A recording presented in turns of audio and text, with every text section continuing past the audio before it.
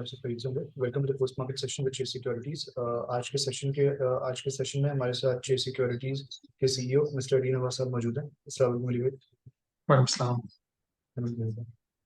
अली भाई, आज मार्केट में हमने probably last day of the week था, तो उसमें थोड़ी बहुत हमने प्रॉफिट टेकिंग वगैरह भी होती हुई देखी। तो आज की मार्केट का जो है वो ब्रीफ सब यूज होता है।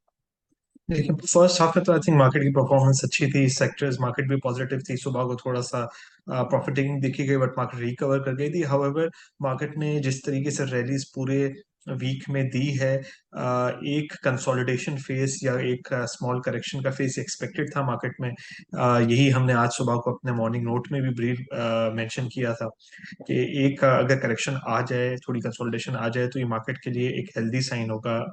ये मार्केट के लिए पॉजिटिव होगा। वही हमने देखा कि आज जो है वो बेसिकली होता ही है कि जब मार्केट चल रही होती है या रैली में होती है तो लोग ओवर लेवरेज भी हो जाते हैं, और जब मार्केट में थोड़ा सा ठहराव आ जाता है या थोड़ी सी करेक्शन आती है तो हम देखते हैं कि वही लेवरेज पोजीशन मार्केट में ऑफलोड होने भी आती है। तो आई थिंक वही था। आई थिंक अगर इसकी जो है वो कंटिन्यूशन मंडे वाले दिन होती भी है तो I think it is a healthy sign for the market. Market का मोमेंटम पॉजिटिव ही है, मार्केट में रैली कंटिन्यू होगी।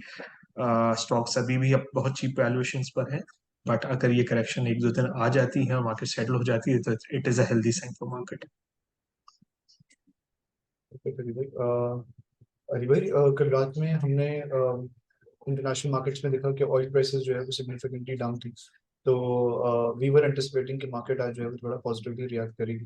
तो क्या इसका एक इम्पैक्ट आता है रिफाइनरीज के ऊपर, उनकी उनके मार्जिन्स वगैरह के ऊपर, या किसी ओएनजीसी वगैरह के ऊपर? जी, देखिए, ये जो सबसे पहले तो ऑयल प्राइसेस का जो कल रात को शार्पली नीचे आई, इसका ओवरऑल इकोनॉमी पे बहुत पॉजिटिव इम्पैक्ट है, इन्फ्लेशन पे पॉजिटिव इम्पैक्ट है, आपके एक्सचेंज रेट पे पॉजिटिव इम्पैक्ट है, आपके इंटरेस्ट रेट्स पे पॉजिटिव इम्पैक्ट है, वो तो है।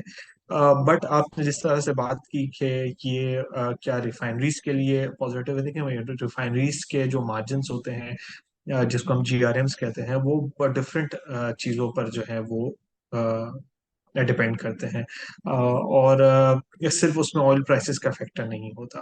तो अब हमने देखा है कि जीआरएम्स जो है वो थोड़े से सॉफ्ट हुए हैं, क्योंकि जो है वो ऑयल प्राइसेस में भी जो है वो काफी वॉलेटाइल मूवमेंट रही है। तो इसका डायरेक्ट कोई इम्पैक्ट रिफाइनरीज पर नहीं आता। आई थिंक रिफाइनरीज पे ज्यादा इम्पैक्ट उस चीज का आएगा जो हम देख रहे हैं कि रिफाइनरीज अपग्रेड कर रही हैं, और जो गवर्नमेंट का प्लान है उस पर न्यू रिफाइनरी पॉलिसी पे इम्प्लीमेंट करेंगे, उस पर उनके कुछ बेनिफिट्स भी है। तो I think that is the broader part of the picture. Short term price oil price movement का आई डोंट थिंक ऑयल की रिफाइनरीज पर कोई वो परफेक्ट अली भाई। अली भाई, अपना जो है वो गैस रेट्स का भी हम ये देख रहे हैं, एसएनजीपी और एसएसजीसी ओजी वो पीपीएल वो इनके अंदर उस तरीके से जो है वो वी डिडंट सी कि वो जो गैस प्राइस हाइक के बाद इनके अंदर कोई मूव बना हो या रैली बनी हो। तो what are you anticipating from here onwards in OG PPL SNGP SSGC के? Are you expecting a further upside move in? जी। अब देखा आज के दिन जो है वो सुई नॉर्थ भी अपर कैप पर ट्रेड हुआ और सुई साउथ भी अपर कैप पर ट्रेड हुआ। और इसकी वजह, और कल ओजी और पीपीएल था। देखिए, अक्सर ऐसा होता है कि जब न्यूज आती है तो फौरन उसमें रिएक्शन नहीं आती है, बट जब इवेंचुअली लोग रियलाइज करते हैं कि इसका एक्चुअल में बैलेंस शीट्स पर बहुत अच्छा इम्पैक्ट है। हम देखा कि पीपीएल की कॉर्पोरेट ब्रीफिंग में भी उन्होंने कहा, खासतौर पर उनके जो ब्रीफिंग दे रहे थे सीएफओ, उन्होंने कि ये जो गैस प्राइस इंक्रीज हुआ है इसका पूरे एनर्जी चेन पे बहुत अच्छा इम्पैक्ट है, और सुई साउथ सुई नॉर्थ की भी कैश फ्लोज पे काफी बेहतर इम्पैक्ट है। हमने देखा कि कल जो नॉर्थ का रिजल्ट आया था उसके बाद कोई कैश डिविडेंड पे आउट ना होने की वजह से थोड़ी सी सेंटिमेंट्स खराब हुए। बट देन कोई एक क्वार्टर में पे आउट नहीं आएगा तो कैश फ्लो बेहतर होंगे, तो आप फ्यूचर में पे आउट्स आ जाएंगे। तो वो मार्केट थोड़ा सा टाइम लेती है एब्जॉर्ब करने में, जब एक्सपेक्टेशंस फुलफिल नहीं होती हैं। बट आई थिंक फिर उसके बाद मार्केट जो है वो फॉरवर्ड लुकिंग बेसिस पे देखती है कि भाई अब आगे क्या एक्सपेक्टेशंस है, उस पर रिएक्ट करती है। तो आई थिंक ये रैली जो है जो सुई नॉर्थ और सुई साउथ में है ये कंटिन्यू करेगी। परफेक्ट अली भाई। अली भाई, लास्ट क्वेश्चन है, उसके साथ आज के सेशन को जो हम रैप अप करते हैं। From here onwards in next session and in coming week, specifically, what are your expectations from the market? You obviously mentioned that you were expecting some sort of correction or consolidation in the market. So still, which sectors do you think जिन पे focus किया जा सकता है? And do you think is this the right time to invest in the market or trade in the market? जी बिल्कुल, I think अगर market में एक next week सबसे पहले मैं थोड़ी करेक्शन, थोड़ी कंसोलिडेशन एक्सपेक्ट करता हूँ। ये जब आती है तो आई थिंक यहाँ से पोजीशन बिल्ड करनी चाहिए, फ्रेश पोजीशंस ईएनपी सेक्टर में बिल्ड करनी चाहिए, which is OG, PPL, POL and Mari. Cement sector में बिल्ड करनी चाहिए, which is Maple, Pioneer, Cherat, Fauji cement.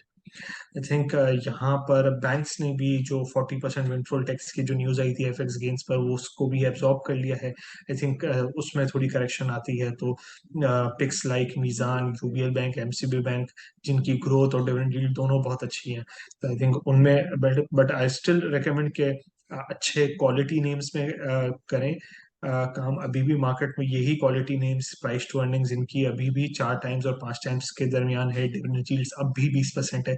I think quality names पे फोकस करें और एक बहुत ही छोटा पोर्टफोलियो, छोटा पोर्शन अपना पोर्टफोलियो का ट्रेडिंग स्टॉक्स के लिए रखें, ताकि अगर इन केस कभी कोई मार्केट में कोई शार्प मूवमेंट्स भी आती हैं तो उसका इम्पैक्ट नहीं आए। आई थिंक 70-80% पोर्टफोलियो कंसंट्रेटेड होना चाहिए ब्लू चिप्स में, और अगर कोई करेक्शन आती है तो उसको एक्यूमुलेट करना चाहिए।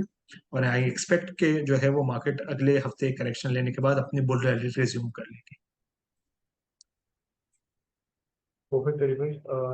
Thank you so much for taking your time from your busy schedule. Thank you so Thank you much, so thank much. You.